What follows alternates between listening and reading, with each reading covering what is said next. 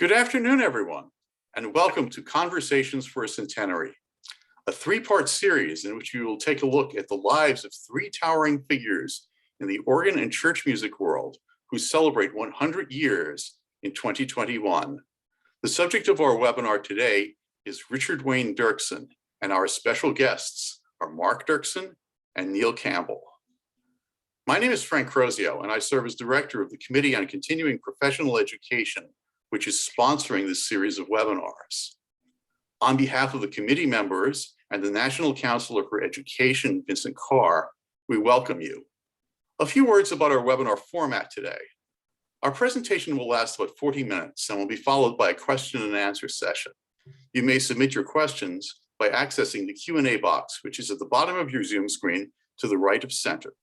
You do not need to wait until the Q&A session begins to post your questions. You may do so at any point during the presentation. We will try to answer all of your questions. Those questions we cannot answer live due to the constraints of time will be answered by the presenters following the webinar. I'd like to draw your attention to an article by Neal Campbell, which will be appearing in the American Organist magazine early in 2022, which is entitled Richard Wayne Dirksen, a Centennial Retrospective. And now, without further ado, I turn the screen over to our special guests, Neal Campbell and Mark Dirksen. Thank you. Well, thank you, Frank. It's good to be with you all. Richard Wayne Dirksen. Professionally, he was known as Richard Dirksen. That's how his name would have appeared on a program or a printed order of service. His father, an organ builder, was Richard Watson Dirksen, and years later, his firstborn son was Richard Shaw Dirksen.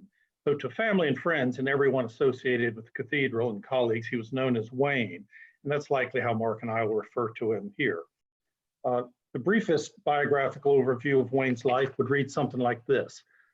He was born on February 8, 1921, into a musical household distantly related to the famous senator from Illinois, Everett Dirksen. He was recruited to sing as a choir boy of Grace Church in Freeport.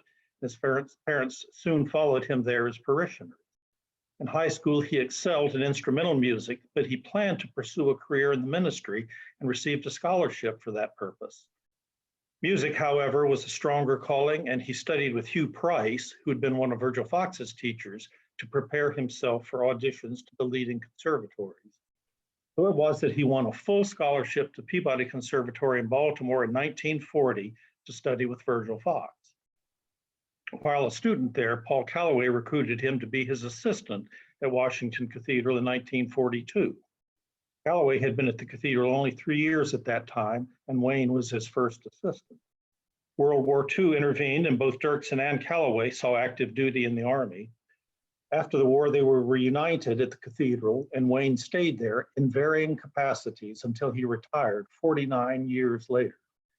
To me, it's these varying capacities that I find so interesting and compelling when looking back at Wayne's remarkably creative career. In a nutshell, I believe that he could have spent his full-time career in any number of fields. He could have been a concert organist and collaborative pianist, composer, conductor, teacher, administrator, producer, impresario, organ builder, church musician in the traditional sense, or a clergyman. For instance, as an organist, he frequently did duty at the various concerts around Washington as a continuo player in people's concerts of Baroque music. He was a skilled improviser playing from figured bass.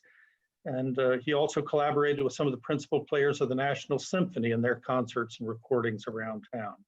And he frequently was playing with the National Symphony Orchestra when they needed an organist for a piece. And for instance, he was organist with a temporary Allen organ at the opening of the Kennedy Center and Bernstein's Mass. As a composer, he composed about 300 works, which is remarkable in itself, considering his other duties at the cathedral, which were considerable. But those works, they're split about 50-50 sacred and secular, and we'll talk about some of those later. It's interesting to note that as he been at the cathedral 20 years or so, he had opportunities to do other things. He was offered the job as the dean of Oberlin Conservatory, for instance. And Grace Church in New York actively recruited him to come be their musician when Ernest Mitchell died. But he stayed at the cathedral his whole time. And toward the end of his, or in his early retirement, he put together an annotated catalog, and he said this about the cathedral, which I think sums up why he stayed there his entire career. He said, speaking of the cathedral, its magnitude and beauty offer endless inspiration to the artist and ennoble the richness of its worship and culture. An incomparable aesthetic paragon, it is unlimited in challenge for special gifts and service, ever inviting discerning attention and attracting excellence. So it was the cathedral itself that was the impetus for his staying. He could do all of these various roles that I mentioned, but he did it largely within the context of the cathedral. Speaking of his compositions, you could take the various building campaigns of the cathedral. You know, the cathedral wasn't finished until 1990. So throughout all of his career, they were finishing different episodes of the building, and they're almost like chapters of Wayne's composition. He composed pieces for each of these. And one of the most significant was in 1962, when the South Transept was finished. It's hard for us to realize it now, but when Wayne came to the cathedral, the main worship space was what we now know as the Great Choir and the North Transept. And they were connected by some sort of a makeshift crossing, but the ceiling wasn't even finished. So it was really the Great Choir itself was the entire worship space. So in 1962, with the completion of the South Transept and the completion of the crossing, it was for the first time you could sort of stand in front of the nave and contemplate the entire vista of the cathedral, east and west. And for that event, he wrote something called the Fiery Furnace. And it really is site-specific music. There are three separate ensembles. One was in the North Transept Gallery, one was in the South Transept Gallery, and one was in the Great Choir. And there were organ and instruments in each of these places. And in Wayne's annotated catalog, he goes into great detail about the music itself, about the building program that inspired it. For instance, some of the architectural creations, the bosses in the ceiling, each represented one of the movements, one of the verses of the canticle Benedicite Omnia Opera, the long prayer book canticle that goes, "Oh, all ye works of the Lord, praise ye the Lord." And so it's a remarkable work. And for this first section of it that we're going to listen to here in a minute, I think it's a long canticle, so it takes about 8 minutes to do the whole thing. We're going to listen to about 4 minutes of it. The Benedicite Omnia Opera from the Fiery Furnace. Good. Can I chime in and say? Sorry, this is Mark Dirksen. I meant to introduce. Hi.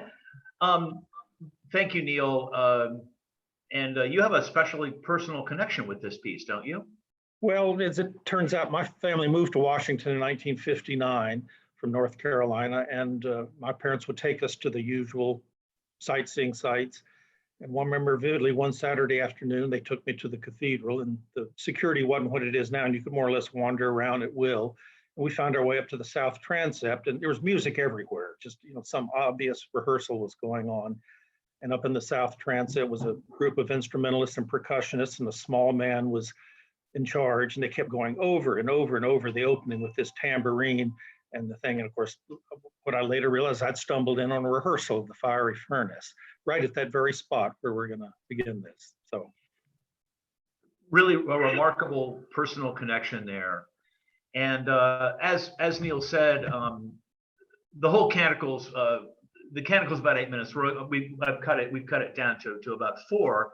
It's scored for a small chamber orchestra, flute, oboe, 2 bassoons, percussion, harp, trumpet. A very sort of medieval kind of orchestration, very similar to the kind of thing that Giancarlo Menotti did in several works. So that plus the Men and Boys Choir, who it was written for, and the video that we're about to watch has the score, so you can follow along. And then so we hear the opening of the piece with the tambourine part that Neal was just talking about, and then we cut to sort of a little bit of the quieter B section. And then on the screen, you'll see some kind of whimsical cartoons, because writing the whole thing out and scoring it took a long time, and Wayne got a little tired, so he got a couple little things in there.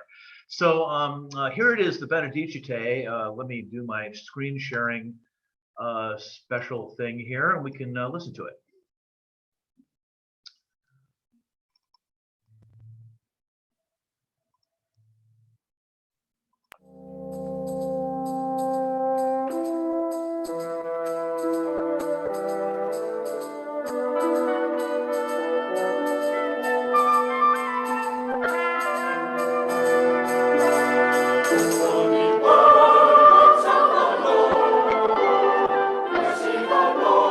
Praise Him.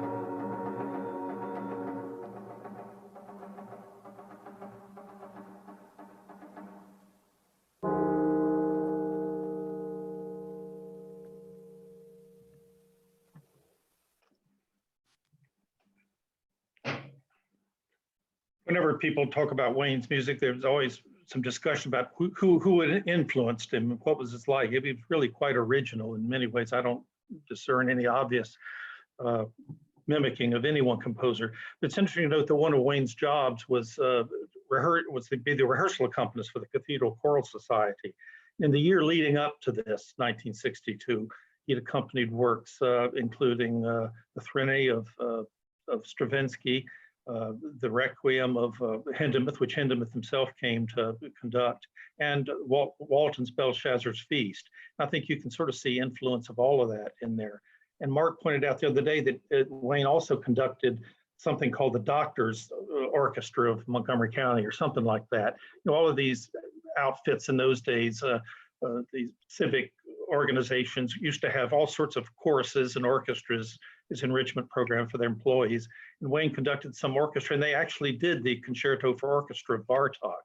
And it seems obvious to me that that second movement of the Concerto for Orchestra was what was going on toward the end of this here. So anyway, it's interesting to know these influences, perhaps.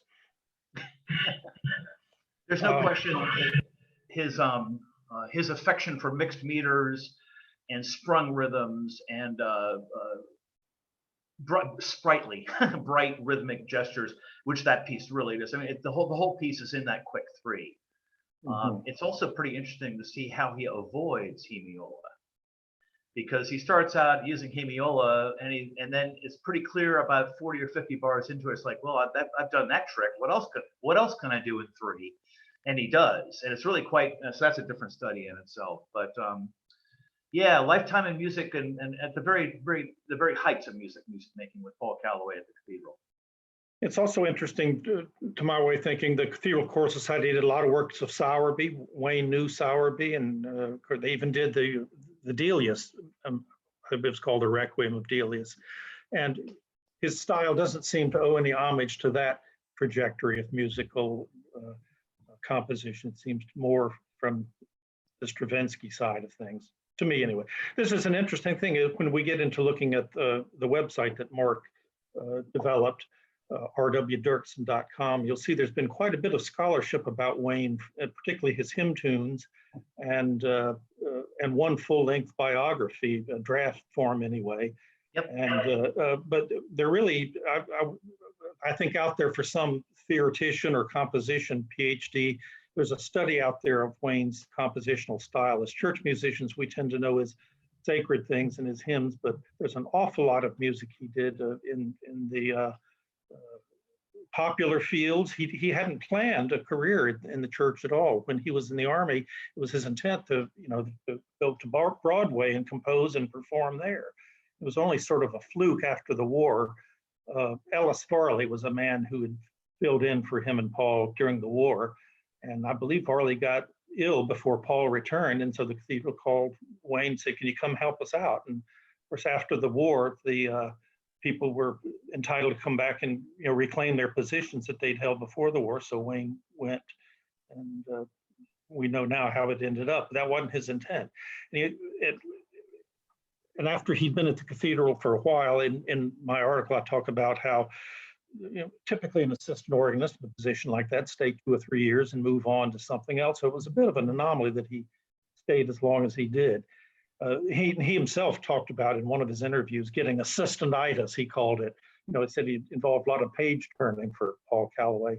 So after he'd been at the cathedral 2 or 3 years, he wanted to spread his wings, and they cooked up the idea where he would go to the cathedral schools and for the first time combine the boys and the girls. There's 2 schools on the campus of the cathedral, the National Cathedral School for Girls and the St. Albans School for Boys. And he directed the glee clubs there for almost 20 years. And it included things like the spring festivals. They would do these musicals and operettas, I guess they were technical for. And it's a flip side of his composition that not many people know about. And it's for somebody out there who, despairs of doing yet another Gilbert and Sullivan in the springtime, these things are worth looking at, and they're charming works. They're charming, and they're also explicitly choral, which is kind of interesting. One of the, of course, great traps with Gilbert and Sullivan is that those solo parts are actually pretty sophisticated vocally. and a lot of times, frankly, beyond usual high school voices.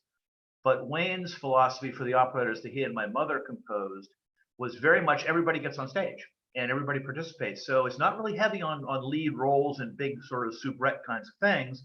And the choral writing is actually pretty sophisticated. Whoever was not cast on stage with costumes, because there's limited things, all the rest of the choral society, it's like 60 or 70 other kids, were in full evening dress at the front and provided sort of a choral orchestra chiming in at the big moments. It's a lot of fun, and all that's on the website. Maybe that's a good transition. I don't know. Yeah, let's show us a little bit about. Show us a little bit of the website. Sure. Well, tell me how it got started. I mean, as the centennial year drew nigh, is this something you dreamed it would be this comprehensive, or was it gradual? Or no, I had we knew there needed to be a website. Okay. Mm-hmm. And so lo and behold, there was. The centenary year 2021, of course, nobody knew that there was going to be a pandemic. Right. Nobody. So I think that the original idea was for something more live, more live in person, or a seminar or a symposium or some kind of thing like that. And that didn't come to happen. It may still. But as the website, I mean, everybody said there needed to be a website, and I had the vision and the technical capacity, as it turned out, learning as you do it. But the funny thing, Neal, and I say this to everyone, gotten a lot of very positive feedback about the work here and about the comprehensive content and so on and so forth. But it wasn't until I had finished building the thing that I realized why I had done it. I mean, to honor my father, of course, but no, the real reason I did it is because I wanted it. I was sick of going through the file cabinets and trying to find this, that, and the other thing. And so this is for me. And if everybody else likes it, that's fine. Does that make sense? Or is that just self-indulgent or whatever? So you can see this is obviously the front page, and the organization. There's nothing more boring than watching someone click through a website. I speak from experience. So I'm actually not going to click around very much. I'm just going to let you sort of absorb it as it goes past. You can see the basic organization up there at the top. He started as a performing artist, as most musicians do. And we have him as a conductor, accompanist, organist, pianist. Not as much recording of him playing as we would like, but what we have is up there and what we have is available. And then, of course, as a composer, and this is exactly what you would expect, his catalog, and complete catalog. And we're going to back into that at the end. I'm going to come back in so you see the catalog from the back, and that will show you a little bit more about how that's organized. And then the teacher, and this is what Neal was talking about the glee clubs, and about working with the kids. And Dad, Wayne did a lot of things in his life. He made a lot of contributions and affected a lot of people in a lot of different ways. But I think probably the most important was working with kids. Those years with the glee clubs, and then generations of cathedral choir boys. And you see down there the memories and reminiscences section. There are some really, really beautiful tributes and memories about Wayne working, and the influence that he had on people's lives when they were young. So there we go. And then Impresario, when Wayne died, one of his obituaries called him a liturgical impresario. And that is exactly what he was. A place like the cathedral, with the scale of liturgies that happens there, you have to have somebody who can put the whole thing together and tell people where to go, what to stand, and what to say. And another one of Wayne's possible careers would have been as a marching band director. He had that mind. He had the mind that could think about 1 or 2 or 3 or 4 or 500 people in a space doing certain things, making things happen, and how to organize it, arrange it, and administer it, and then if need be, conduct it as well. So impresario is an interesting word to think perhaps in the life of the church, but hey, there you have it. I mean, there's the cathedral, that's the funeral of Gerald Ford. I mean, you've got the dignitaries, the Secretary of State, the President. No, they all need to know what to do, and they're happy to have somebody to tell them what to do. And Dad was able to do that. So that's my mom and dad there. They only went on a couple of cruises, but my mother relished every minute of it. That was sort of her thing, and that's the life and time section. Again, this is the kind of thing you would expect to see. Timeline, information about our family, sound engineer and producer. Wayne had a lifelong interest in audio technology and recording technology and audiovisual production of every kind. He'd be very, very all over the cathedral's current program of broadcasting, so on and so forth. That would have been meat and drink to him. He would have completely loved that. He would have loved to have the toys to do that too. I do that too. So, and so the thing I am going to click through here though is the writings and scholarship page that Neal was talking about, because this is actually one of the things that we've seen about the American Organist and about the AGO is this increasing emphasis on serious scholarship about our artists and the people who have been leaders in our profession down the decades. And this is really a tremendous resource. Neal's article, that's actually the full version of that, an overview, and then information about the hymns, 2 very long dissertations about the hymns, his hymn tradition. And then this other one, James Juniper Moore, who is actually a Roman Catholic priest from Catholic University, became smitten. He became very, very enamored of Wayne's hymns, first of all, and then he actually did write a full-blown biography of Wayne, and that you can find there. But wait, there's more. These 2 articles, these 2 resources are completely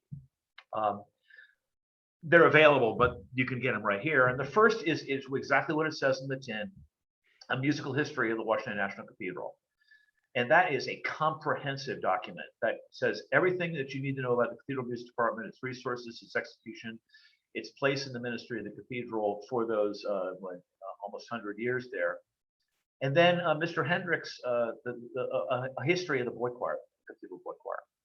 And those are 2 invaluable resources that are now available about the music history of Washington, specifically the musical history of Washington Cathedral. Neal, do you want to add anything about how useful these have been to you, or anything that you've observed? No, everything. I mean, you could take any one of these episodes and talk about it at length. I was fascinated it's fascinating to me to think that, Paul came first in 1939. Wayne came in, 42? I forget when Dean Sayre came, but it was about 1950. 51, I think. Yeah. 51. Yeah. And, he seemed to relish the work with these 2 guys. I'd not studied it in depth to speak to. You mean Frank Sayre? Definitively, but say again? You mean Dean Sayre, Frank Sayre? Yes. And the fact that the 3 of them, were the program and worship department of the cathedral for this whole time.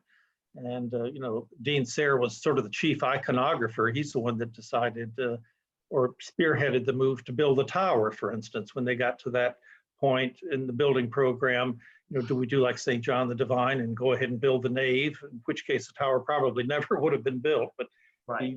he advocated for building the tower.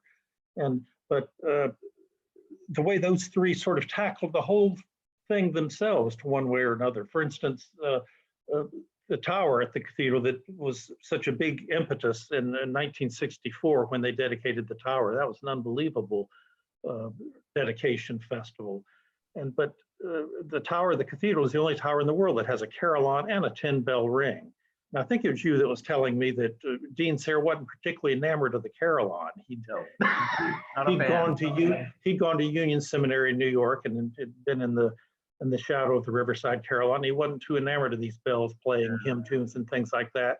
So we went to Wayne and said, is the gift for the carillon, does it specify carillon? And sure enough, it did. And Wayne said, or the dean said, well, let's go ahead and get some bells too. The audacity of doing this. And so, just sent him to England to scope it out. And he took a few people with him, and he went to other towers that had bells, like the Groton School. There's a correspondence with him. He gives a report to the building committee about his visit to the Groton School and about how the boys at the school there, it was all boys at the time, could use the bells to be an activity. So it's just fascinating to me how these 3 people themselves, I know there was other staff at the cathedral, but it wasn't a big, didn't have a lot of staff portfolio the way they did now. They just did it. And we talk a lot about clergy musician relations. Here we have an instance of a clergy, of a very, very powerful and charismatic clergyman, which Frank Serra was in every sense of the word, charismatic and powerful, completely supportive of the arts and the need for dynamic, living, contemporary programming in the life of a public cathedral, particularly the National Cathedral in Washington. And his support for Wayne, and as is evidenced by several documents in here, was unstinting, absolutely unstinting, and he found the money for it. I mean, he funded it, and there's, I go on about that a little bit, but you're absolutely right, Neal. Really quite a triumvirate, and of Paul as well, of support of Paul Calloway. It was a really pretty incredible time. A lot of vision, For Well, instance, we've got about 20 minutes left here, so I want to sort of get through. And what I'd like to do now is take a look at the audio video index, and that way sort of get back into the catalog and play something, and then we can sort of go general from there. But again, this is when I said I did this for myself, I wasn't kidding, because you can find it. Most of his major works are here. Piece by piece, we've assigned catalog numbers to and so forth. The asterisk, there's a video, and I'm gonna play one of those video asterisks, but I just want to sort of give you a look at these. You should recognize perhaps some of these titles. Hymns and Psalms, these are just recordings. The scores of all the hymns are separate. But also just to remind you, if you're looking at Dirksen's catalog, that many of his most famous pieces and best pieces are canticles, not just sacred choral anthems. So, for example, Christ Our Passover, his first and in some ways his best known work, is there, and that's a canticle. That's not a sacred choral liturgy. The canons, if we have a minute, we might play some of those, and we are going to play some of the organ sonata, which I don't seem to have there. And then, as we said, the theater music, of which there's quite a lot. Some of his best music is in the theater, is in shows. His best music, which is saying something. So I wanted to show you how this works, though, because it's just as easy to do it this way. So, for example, the Nativity, which is one of his pieces that is not particularly well known, but which is one of my top 5. It's only 2.5 minutes. The text by Christopher Harvey is absolutely spectacular. Harvey was one of the metaphysical poets, and so there's an incredible theological and mystical depth to the text. But it goes off like a bottle of champagne. So it's sort of you get a little bit of everything. And I hope this works. If it doesn't, somebody stop me. But I'm going to go ahead and do this and hit play. Can you all see that? Yeah, so far so good. And can you? Well, guess we'll find out.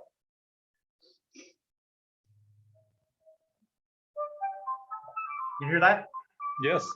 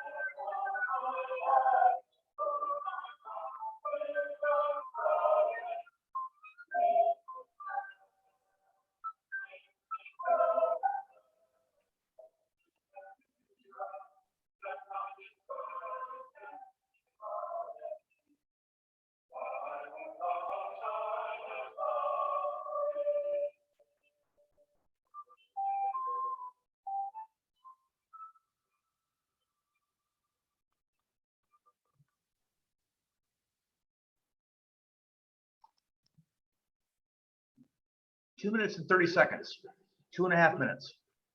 And that's, I think, one of the real good things about Wayne's music. It doesn't overstay its welcome. He doesn't bore you. He bored quite easily. He wasn't going to bore you. There you go.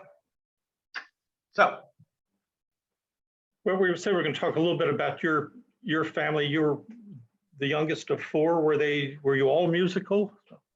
well, yes, my oldest brother Rick sang. Rick was singing in that. He sang with Wayne from choir boy forward, and Rick, my oldest brother, had a voice of gold. Has a voice of gold. Yes. He's just an absolutely natural and beautiful baritone, and a stellar singer. So, and he was sort of the go-to baritone in the DC area while pursuing a career as a business manager as well. My brother Jeff, musical, very appreciative, sound engineer at the Cathedral, and then my sister Laura is a vaudevillian and dulcimer player, flute player, entertainer. So the apple doesn't fall too far from the tree.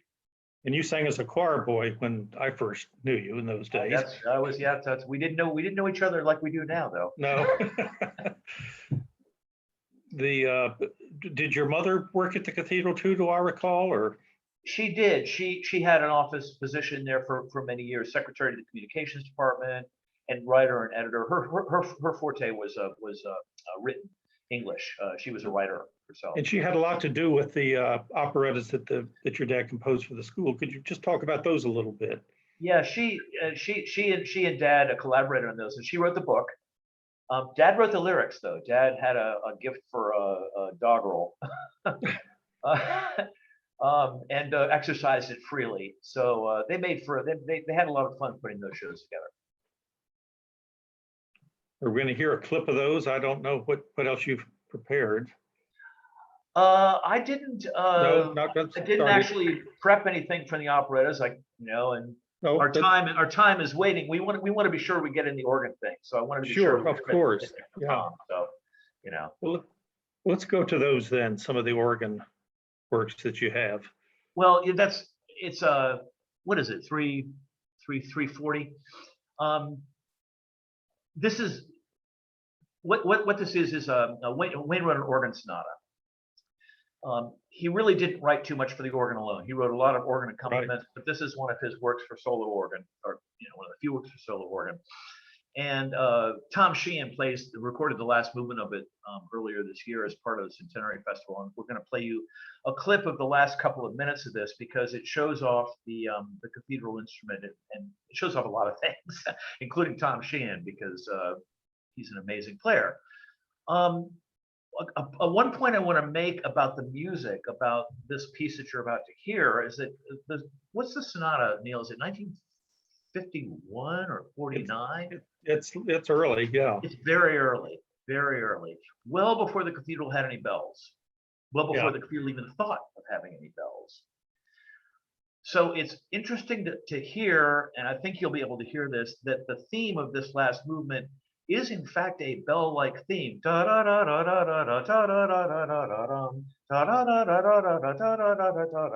mean, it's not exactly a peal bell pattern, but it's even eighth notes chiming and striking up and down a diatonic scale in a very bell-like fashion. And bells were huge. Bells were a huge influence on Wayne's music. They come up all the time. So it's weird to hear it here before they were fully in his consciousness. And then second thing is I was able to splice in at the end Wayne himself talking.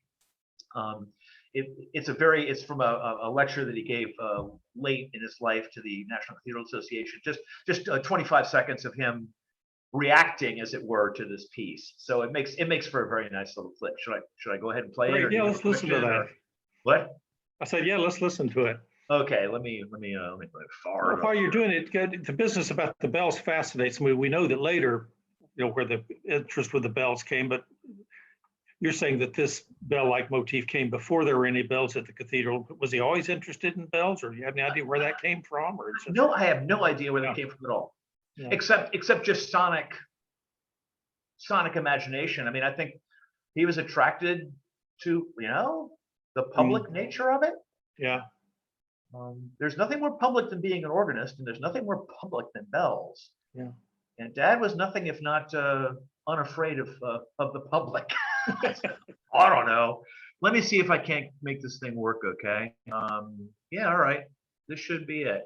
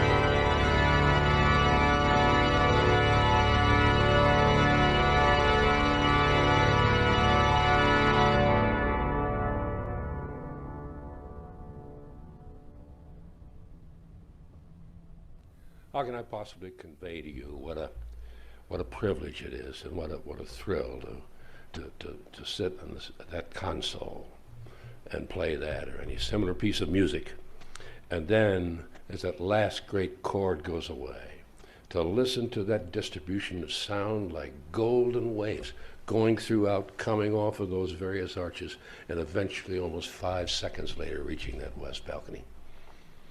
Yep, that's good. That's good. That's good. Angels are at work in that.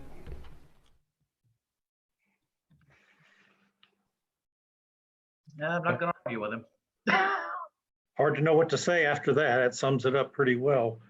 I don't see any, I just clicked on the questions. I don't see any open to you. No, I don't see any open questions. If anybody, I don't even know who's watching. Can we see the participants? Oh, I guess we have 19 people here. Cool. Well, let's see who's here. Oh, David Sinden. Hi, David, from St. Louis. John Brooks. John Brooks is here. Hi, John. Jun Kim. Hi, Jun. How are you?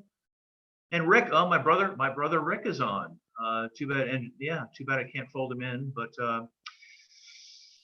yeah, that organ's not. I'm sorry if the audio is a little glitchy, but was the audio okay? Could you all hear it well It was enough? okay on this one. The other one where you patched in directly from the website was a little sketchy, so we probably shouldn't try that again, but it sounds good. The information is there. I just want to plug that again, rwdirksen.com. For anyone interested in most any aspect of his life and career, and it's just a wonderful information, archival things, lots of sound clips, lots of video clips, some beautiful sounds of the organ in its various stages, and lots of scores. lots of scores. Lots of scores. So if you're looking at the score of the organ, it's not as up there complete. And Wow. We did have a question. Dave, and somebody said, do you want to tell us your 5 top favorite choral pieces? You go first. No, you go first. You know. No, better you go than- first. No, you go first. I mean, I'm pedestrian. The ones I know the best are obviously that I've done, Christ Our Passover and A Child My Choice. In the last year or so, since working you, the one that I've come to really love, and I think a lot of our colleagues would find useful, is that funeral anthem, Now the Laborer's Task is O'er, which of all things takes the theme, or at least the compositional germ of the French carol Il est né, and turns it into a beautiful, beautiful memorial anthem with B section. And it's very heartfelt. I believe they sang that at your mother's funeral, you said. And so He that did. certainly is one of my favorites. And then anyway, you go from there. As, now the laborer's task is over is truly, it's just a miracle. It's a miracle. Inspired. And it ends, just as a technical note, it ends a half step below it's where it starts. So you're lowered into the grave in just the most gentle, beautiful kind of way.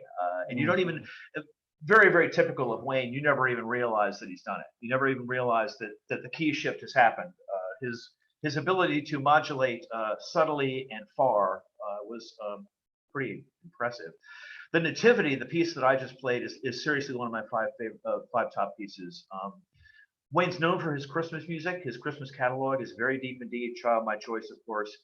But that combination of text and four-part madrigal-esque writing, and then that flute part, which is just almost like a trumpet part. It's almost it's got a fanfare quality that is just brilliant. And like I said, 2.5 minutes. It's 2.5 minutes, which is just the other Christmas piece of his that I'm extremely fond of is the Song of Mary at the Manger, with a text by W.H. Auden.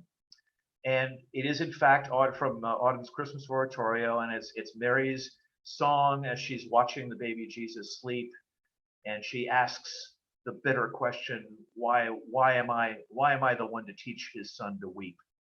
And that's a beautiful piece as well. And then I've got to put in a plug for the A minor Gloria, the unison. And this is another thing about Wayne's catalog. I think he's known for his complicated pieces, which there's a lot of 8-part choral writing, a lot of very sort of heavy lifting requires, not for the faint of heart. But his catalog is very deep in unison and 2-part music because of the boys. The Maganunk and F sharp minor is a 2-part Maganunk. And it's, just wonderful. And the Gloria, the A minor Gloria that I just referenced is, where's it, E minor? It's E minor. I just think it's one of his best pieces. Absolutely, hands down. So those are some of mine. They're in the catalog. They're on the website. Wasn't there a piece that Wayne himself was to have said one was his favorite? I forget, one toward the end of his. Yeah, Sing Ye Faithful, his last anthem. Sing Ye Faithful, which he wrote for Tom and Carol Foster at All Saints Beverly Hills. A wonderful Easter text of "Come ye faithful, sing with gladness, join your noblest, sweetest song," in the hymnal in a couple of different places. And Dad was very taken with that text. He said that text twice, actually. But he thought that was, and bells again with the bells. Yes, it ends with that quotes the Queen's Change very literally. Yeah, it's really quite. Should have turned my phone off. So, and then, all right, so those are some of my favorites. There's another question here. Oh, John Brooks. Yeah, okay. Hi, John. He said he loves Child My Choice and stuff, which is great. That's fine. So 10 of we're right at 50 minutes.